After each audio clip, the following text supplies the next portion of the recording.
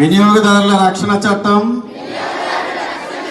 2019 యొక్క స్ఫూర్తిని లక్ష్యాన్ని అర్థం చేసుకొని చట్టము నాకు కల్పించిన హక్కులను సద్వినియోగం చేసుకుంటూ అక్రమ వ్యాపార విధానాల బారి నుండి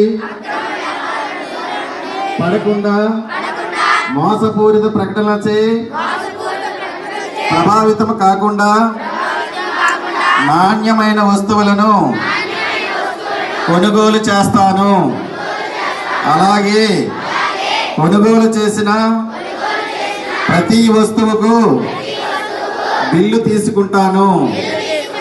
ఎంఆర్పి కన్నా అధిక ధర చెల్లించకుండా కొనుగోలు సమయంలో లేబుల్ మీద అంశాలు చక్కగా పరిశీలించి నాణ్యత, పరిమాణం, ధర, స్వచ్ఛత విషయంలో రాజీ పడకుండా ఉంటాను.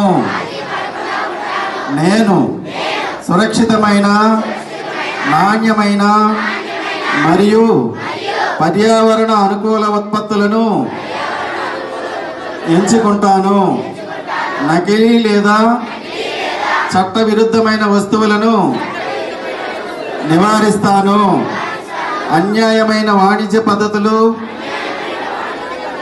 తప్పుదారి పట్టించే ప్రకటనలు, డిజిటల్ మోసానికి మద్దతు ఇవ్వను.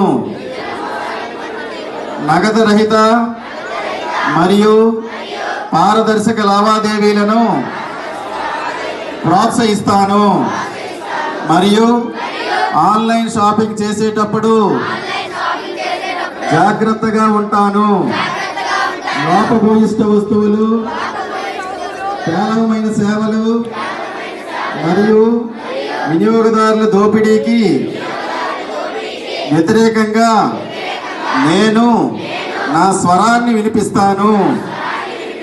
అవసరమైతే వినియోగదారుల కమిషన్లో ఫిర్యాదు చేయడానికి కూడా ముందుకు వస్తానని తెలియజేస్తున్నాను.